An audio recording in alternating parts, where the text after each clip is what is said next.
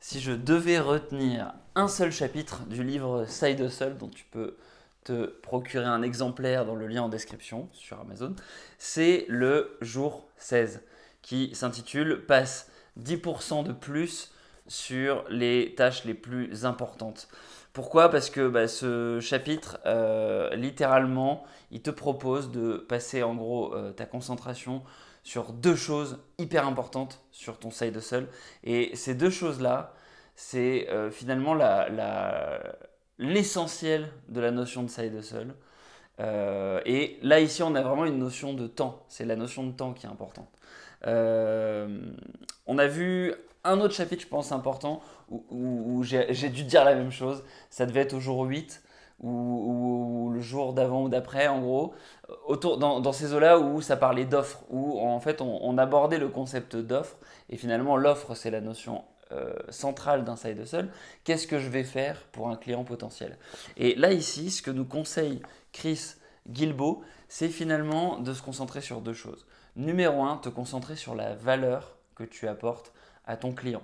Donc forcément, en te posant la question, et ça c'est le jour 8, qui est mon client, tu vas pouvoir te poser la question quels sont ses problèmes et va en découler une valeur intéressante parce que tu vas te dire qu'est-ce que je peux faire pour l'aider.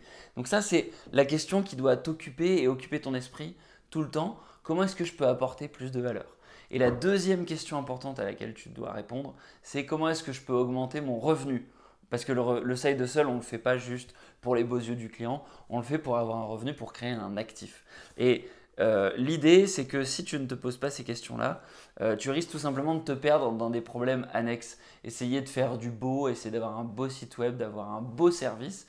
Mais que ce soit beau, on s'en fout. Ce qui compte, c'est que ça rapporte un revenu. Et comme tu le fais sur le côté, side hustle, c'est écrit dans le titre, c'est à côté, tu peux pas te permettre de faire du beau. Parce que tu n'as pas le temps de faire quelque chose d'incroyable, aussi léché qu'une start-up ou une entreprise. Toi, tu fais ça à côté pour avoir un revenu complémentaire. Donc, ce que tu veux, c'est que ça fonctionne et que ça fonctionne dans le temps. Parce que si c'est juste un coup d'opportunité, un hack, une petite tactique, le problème, c'est que est-ce que tu vas être capable de répliquer ça dans le temps et dans la durée? Ça peut être très bien pour lancer ton activité, mais ce n'est pas ce que tu vas rechercher dans la durée. Donc, il nous donne trois conseils pour apporter plus de valeur à ses clients. Le premier, c'est d'être capable de gérer la promesse et de cibler en gros un bénéfice minimum qu'on va apporter pour le client. C'est-à-dire que lui, il va acheter un service, il va se dire, ok, j'ai besoin que un tel me propose un produit qui fait X ou me propose un service qui fait X. Et toi, ce que tu vas faire, c'est que tu vas surdélivrer. Tu vas proposer un service qui fait X plus 30, 40, 50%. Et du coup, ça va créer un wow effect parce que les gens vont se dire, j'avais demandé ça et j'ai ça. Et du coup, ça permet, si tu veux, de fidéliser et d'apporter plus de valeur. Le point numéro 2, ça va être de répondre à des besoins dont ton client n'avait pas conscience, dont ton client n'avait pas forcément besoin tout de suite, mais qu'il n'a pas exprimé, mais dont il a besoin absolument. Donc moi, par exemple, dans les entretiens d'embauche, quand quelqu'un vient me voir et me dit, bah voilà, est-ce que tu peux me coacher sur un entretien? Souvent, la question à laquelle il n'a pas pensé, c'est comment répondre aux questions de motivation. Par exemple, trois qualités, trois défauts. Ça, c'est une question de motivation. Et c'est une question qui a l'air rationnelle puisqu'il y a le chiffre 3, mais souvent elle est mal utilisée par les recruteurs et elle est mal préparée par les candidats. Et quand j'explique aux gens comment répondre à cette question-là, bah, en général j'ai un peu un wow effect puisqu'en face j'ai quelqu'un qui n'avait pas prévu ça et qui est super content parce qu'il repart avec quelque chose qu'il n'avait pas demandé mais qui va lui être super utile. Voilà. Et puis dernier point, c'est mettre en valeur des résultats positifs. C'est-à-dire qu'une fois que tu as délivré ton service, tu vas souligner auprès de ton client, bah voilà, maintenant que tu as ça, non seulement moi j'ai délivré mon produit, mon service, j'ai délivré la valeur que j'avais, mais en plus, voilà les bénéfices que tu peux retenir de ton expérience avec moi. Et le fait de faire ça, eh ben, ça peut te permettre du coup d'apporter plus de valeur et de créer ce momentum qui fait que un client content va te recommander à d'autres potentiels prospects qui viendront voir au moins ton offre et peut-être acheter ton service. Et puis le point numéro 2, du coup, c'est comment est-ce que tu fais pour gagner plus d'argent? Bah là, pareil, tu peux aussi te faire un point d'honneur à faire trois choses. D'abord, c'est t'engager à monter tes prix de manière régulière, c'est-à-dire toutes les 2 semaines, tous les mois, tous les 2 mois, tous les 3 mois, mais tu te fixes une deadline et sur chaque période de temps, à chaque fois, tu augmentes un peu les prix. et tu légitimes ça vis-à-vis justement de la valeur qui augmente.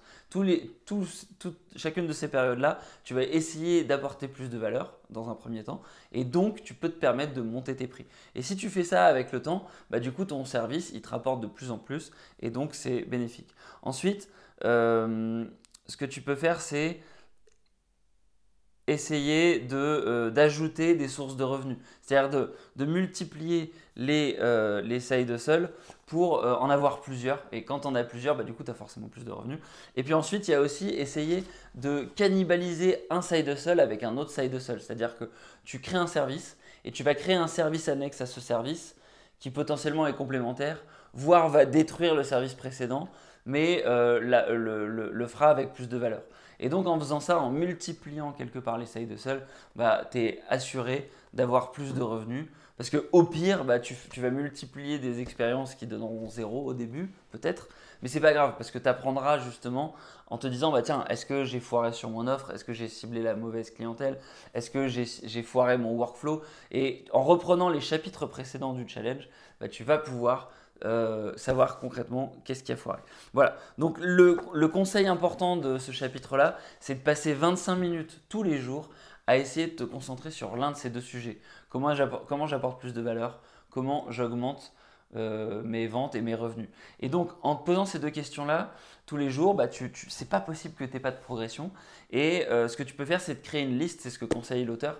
Tu te crées une liste d'idées dès qu'elles te viennent sur ces deux sujets-là. Tu le mets en tout doux quand j'ai le temps sur mes 25 minutes. Et tous les matins, avant de démarrer la moindre chose, tu vas sur cette liste-là, tu en choisis une de tâches et puis tu l'exécutes et tu te dis voilà, j'alloue 25 minutes, pas plus, pas moins, et j'essaye d'y arriver, d'implémenter ces idées-là.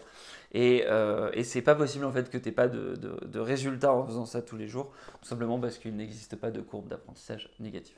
Voilà, donc si du coup tu veux voir les autres jours, n'hésite pas à aller voir la playlist YouTube dédiée sur 27 jours pour créer ton side hustle. Là aujourd'hui on est au jour 16. À partir de demain, je crois qu'on rentre dans le vif puisqu'on va rentrer dans la 4e semaine du livre où on va lancer notre idée finalement. Ça y est, on va lancer notre side hustle. Tu peux aussi aller sur le groupe Facebook de Dimitri, Side Hustle France, qui est un peu le groupe fan du livre. Et sur ce groupe, bah, tu auras plein de gens qui pourront t'accompagner, t'aider à réfléchir comment apporter plus de valeur, comment avoir plus de revenus. Et normalement, ça devrait pouvoir t'aider à créer un side hustle qui fonctionne. Sur ce, je te dis à demain. Ciao, ciao, prends soin de toi et surtout, lance ton side hustle parce que c'est le moment ou jamais face à l'inflation, face aux crises qui nous guettent. Ciao, ciao.